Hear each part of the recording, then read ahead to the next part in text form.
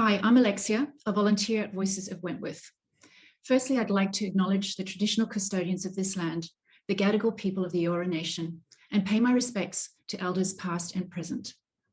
Whether it's about the environment, the economy, our homes or our health, we all care, and we all have the opportunity to participate in some way to create more vibrant, supportive, kinder communities. Today, we have the pleasure of speaking to Eliana Leopold, Chair of WISE East, and for full disclosure, also a volunteer at Voices of Wentworth. Hello, Eliana. Thanks for joining us. Thank you. And firstly, I just want to acknowledge the traditional owners of the land that we're both coming from, the land of the Gadigal and the Birrigal people. I pay my respects to their elders past and present, and I take homage in their ongoing commitment to our land and waters. So I have been with WISE for nearly 2 years. I chair the WISE East branch, and we're a volunteer group of close to 200 people who, like you said, Alexia, service the whole of the eastern suburbs that covers our 3 council areas, so Randwick Council, Waverley Council and Woollahra Council. Across the east, we have over 50 different wildlife species.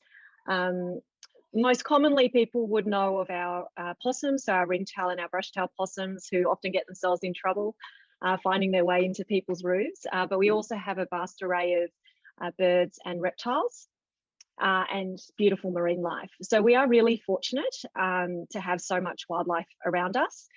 Yeah, when the opportunity comes chatting with you, I really like to talk through some of the challenges that they also face. But it has been an incredible privilege to be on the ground with WISE. I joined WISE after the bushfires, noting that I felt quite helpless and felt quite distraught around the loss of our wildlife and their habitat. And I really felt the need to step in and do something. And so the first thing I did was do my WISE course and get myself trained up so that I could start helping wildlife. And so here I am. That's wonderful. Yeah. And I think you have a surprise for us, a little show and tell. I think you have do. something hiding on your lap. I do. I have 2 little gorgeous surprises. So it is baby season for a lot of our wildlife. Springtime. Springtime. And this is when, and this guy here is one of our baby ringtail possums. Oh, he's adorable. This is Tilly.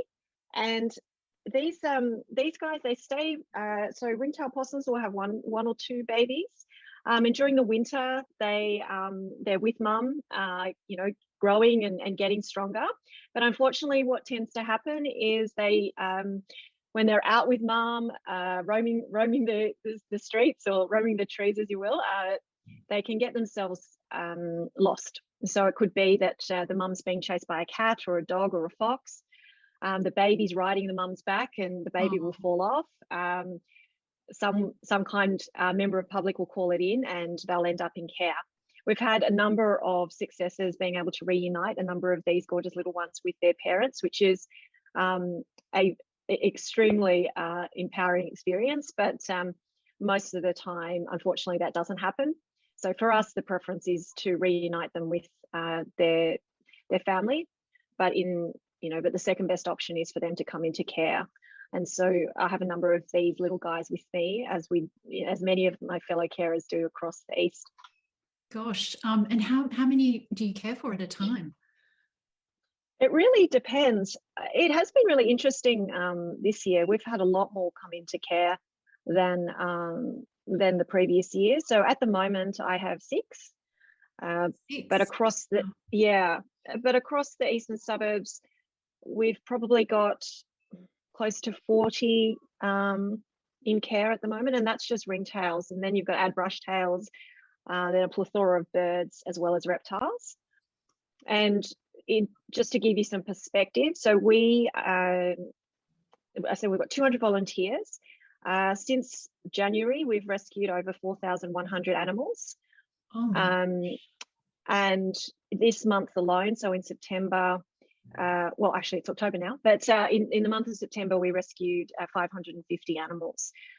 And that's a lot of animals if you think about we're all volunteers. So Absolutely. most of us are working full time and doing other jobs, but it is, as I said, it is a real privilege to do this work, but it is pretty exhausting as well, because the animals keep coming in, and it's hard not to accept that call.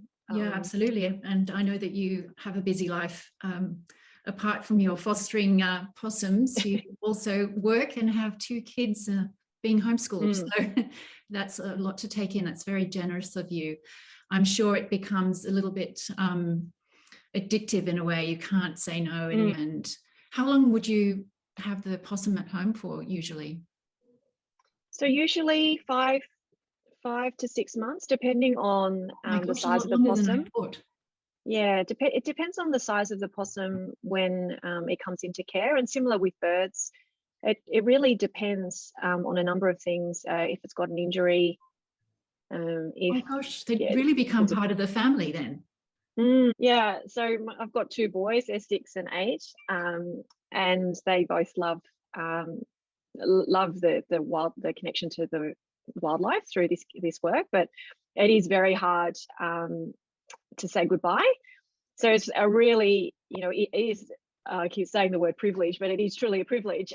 But the challenge for us is to make sure that we maintain that distance, so that the wildlife can go back into the wild and not be humanized. Being humanized creates all sorts of problems for them in the wild. Predatory attacks, ongoing human contact, and being fed the wrong food, not being aware of dangers such as cars.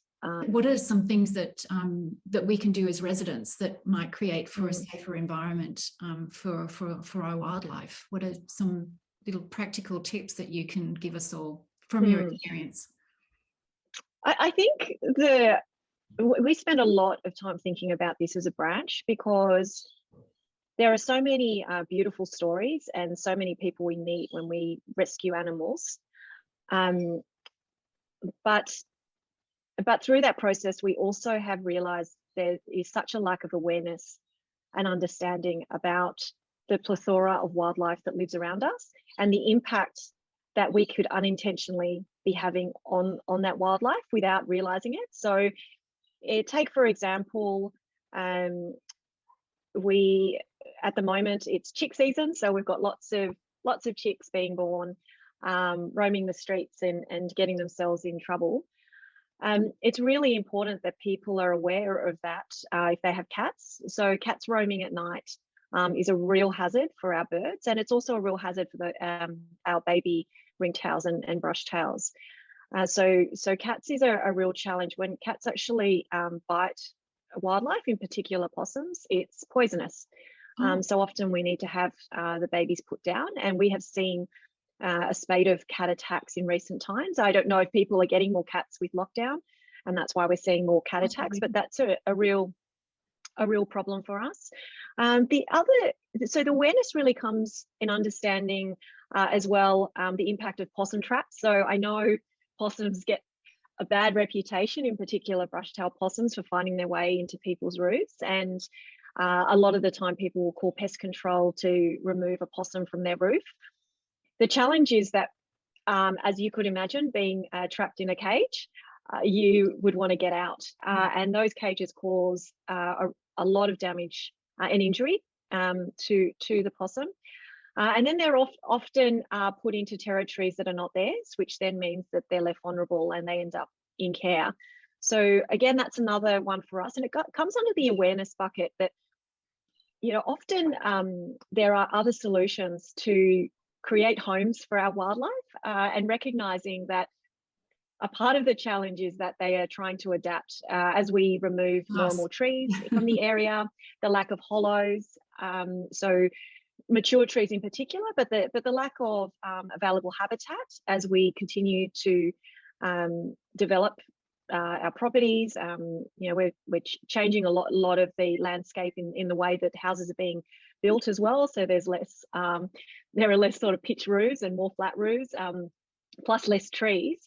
It becomes a real dilemma. So I think so apart from kind of building that awareness and understanding, I think the second piece is to contribute actively to supporting wildlife by planting natives.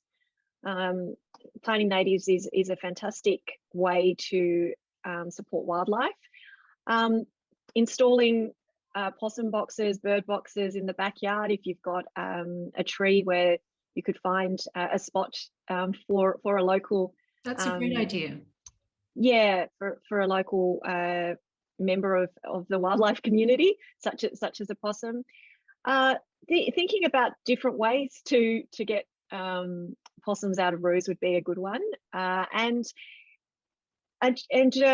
also I think really just recognizing the impact of domestic pets on wildlife. So I have a dog, so I'm not against having a pet, but I do think we've got to be really mindful that a lot of the animals that we have, we often can't see.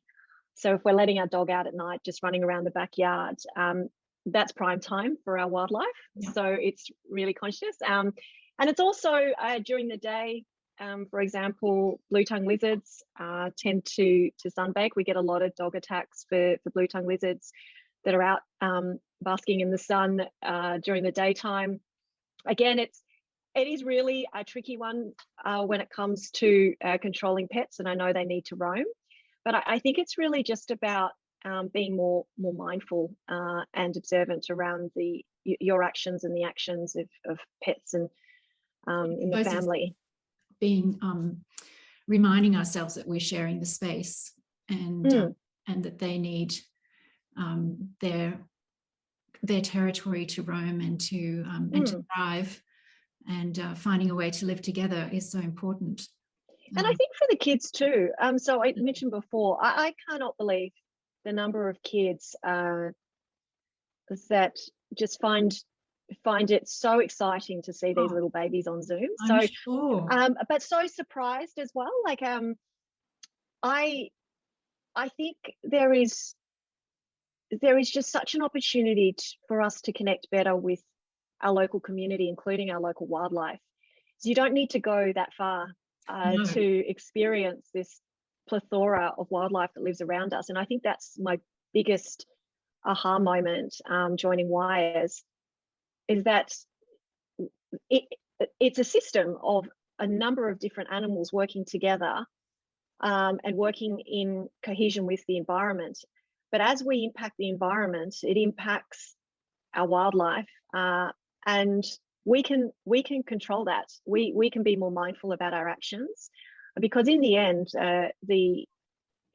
it's putting my Voices of Wentworth hat on. The environment and taking care of the local environment is a huge. Well, we all take so much pleasure from it, don't we? We watching the birds soar through the sky, or we had dolphins recently here nearby, or I actually spotted 2 seals as well. And you get this rush of delight and thrill, and all the kids come running, and everybody is keen. But I think we do forget in our day-to-day, because we are busy and we're rushing most of the time. We forget the fact that we are kind of trampling on their terrain as well, and sharing the space. And I think the point you made about the possums in the roof was really interesting. Do people call Wires to help them get possums out of their roofs as well, or is that not something that you guys do? Yeah, so it really is a mix. A full disclosure, I do not like the idea of pest control organisations taking possums out of roofs. Their focus is on pests, and possums are native animals. If you see, I wish I had a brush-tailed joey in care at the moment. They look like baby kangaroos, and they're native animals. So many people call pest control. And it goes back to that point I was saying around awareness. You don't necessarily have to love possums, or I don't love every wild animal. I respect them all, but I wouldn't say I equally love them all.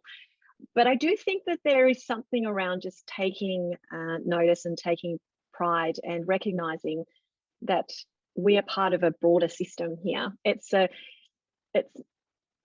it's an appreciation of the fact that we are part of this system, and I take a great deal of pride in the fact that we have an incredible community, and we have such a plethora of beautiful places to visit and to see, whether that be the oceans or the parks. Yeah. And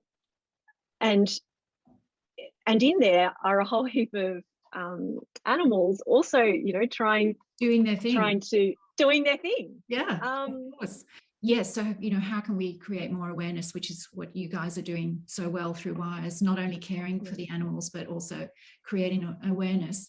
The issue of living side by side with wildlife is going to get more and more intense as we become more highly densely populated and spread ourselves further. So it's a really important issue, and it's something for all of us to remember when we're, I love the idea of, nahaving the possum house in the tree, or obviously the bird houses. And fortunately, there's been a lot of talk about planting native trees and bushes in our garden over the last few years. So I think hopefully for bird life in particular, that might be making a bit of a difference. I'd love to ask you one of your most thrilling moments in your experience with WIRES, just to end on a moment of inspiration and something that hopefully will attract people to find out more about what you're doing there and volunteer. It sounds like you need a few more possum houses. Yes, it is. It has been.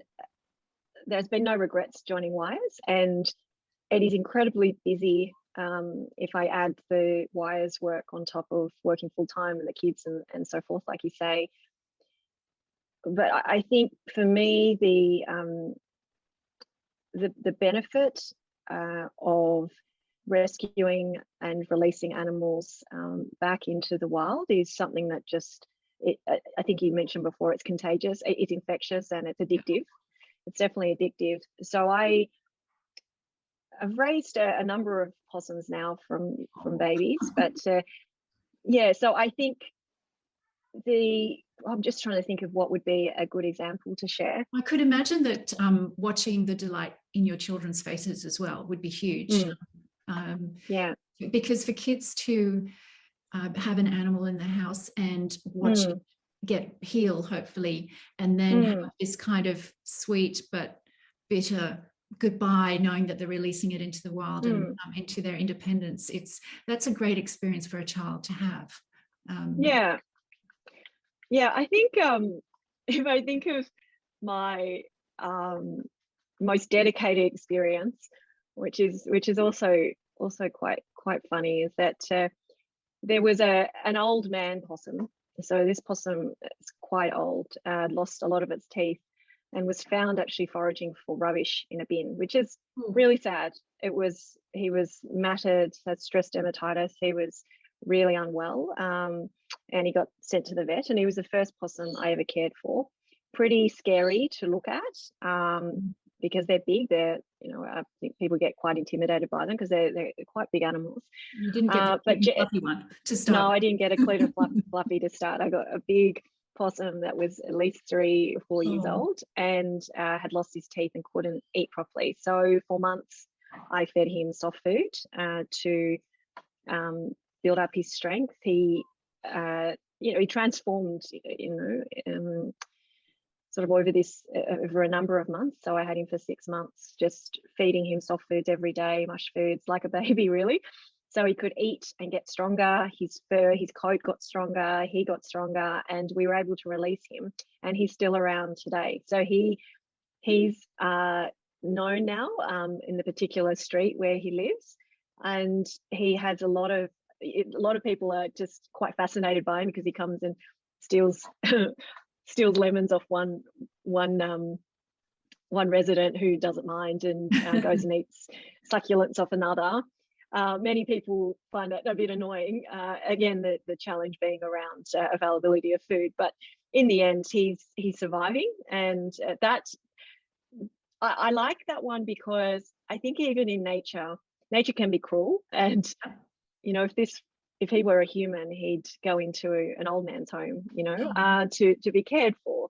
But here, it was a privilege to be able to see and the transformation from my eyes, and the fact that he was old just made it a little bit more endearing, that he just needed a little bit of help. And just through that TLC, which often is what all they need, they can recover and go back into the wild. And there's nothing better than seeing them go back where they're from. absolutely. So from a kind of a bigger picture point of view, if you had a magic wand and you could make one big change in our community to help support the wildlife in a better way, what would that be? Is there one thing, or is it something that we need to change policies about? Or and this is where, again, I put my Voices of Wentworth hat on, because it's, full disclosure, I was very passionate about the independent review into the Environmental Protection Biodiversity Conservation Act, and ran a town hall that some people may have seen.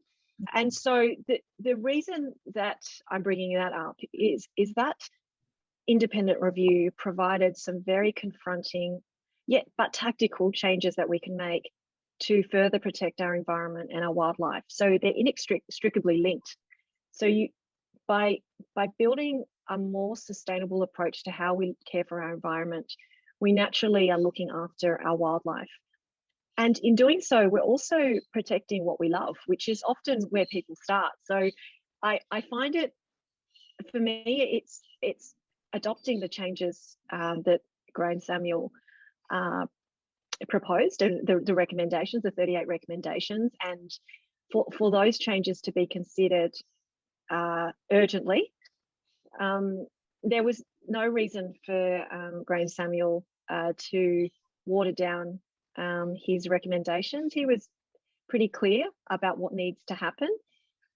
And so for us on the ground, when you're seeing the changes happen before your eyes, you're seeing decisions being made that are not in keeping balance, keeping us all honest, keeping me honest, keeping all of us honest, to ensuring that we maintain a level of sustainability in the decisions that we make now for the future. That's really sad. And it upsets, most of us on the ground, because, yes, this is fun. Yes, it's rewarding. Yes, it's a privilege. But we need to make big changes. But we need to make big changes, because this effort, it feels like it will go in vain just because it's the same cycle over and over again. So I do wonder if other organisations feel the same way, but definitely when I speak to people around our branch, it's a mixed feeling of privilege but frustration. That there are bigger forces at play that need transformation and change for us to feel like this work could have more impact. The government has responded but not responded on the review, and there are some inconsistencies around the way in which the timeline for changes has been put together. So there's I highly recommend, if you haven't looked at that review, it's actually a really good but confronting read. If you are highly passionate about the environment, it is definitely a report you need to read and advocate for. And for me, I feel blessed that I can advocate and promote the review sort of through the WISE network.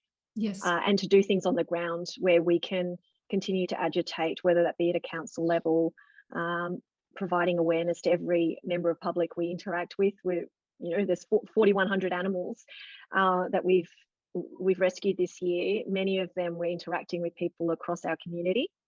Many people who care and feel deeply frustrated in the state of our environment, and want to do something but feel helpless. So it's a combination of doing stuff, but also advocating for changes to policy to help. I feel like it's a sandwich, the stuff on the ground, but then you kind of need these two the two parts of the sandwich to come together, and you know, where the meat in the sandwich. We want to deal with the yeah. problem from a higher level, instead of Yes. just doing all of the groundwork. Yes. Space.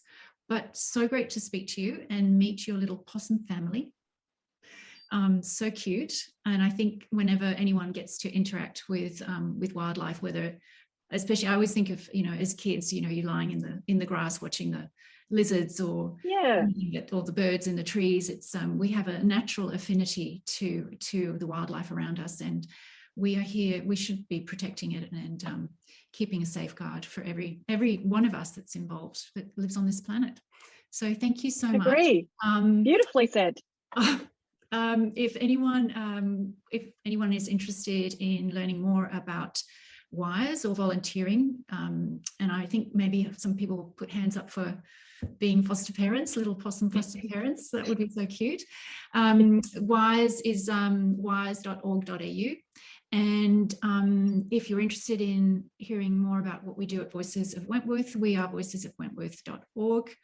We organise regular town hall events, which are fabulous, where we have an expert panel speaking on issues of concern, where you get to ask questions as well. So it's quite interactive and most informative.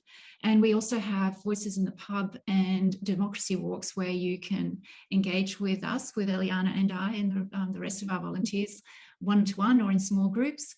We really want to hear what you care about. That's what this is all about. We're about people, not parties. And yet we also have a survey online, which is totally anonymous. And you can just list your issues of concern there, that we then collate that into a report and present it to our representatives.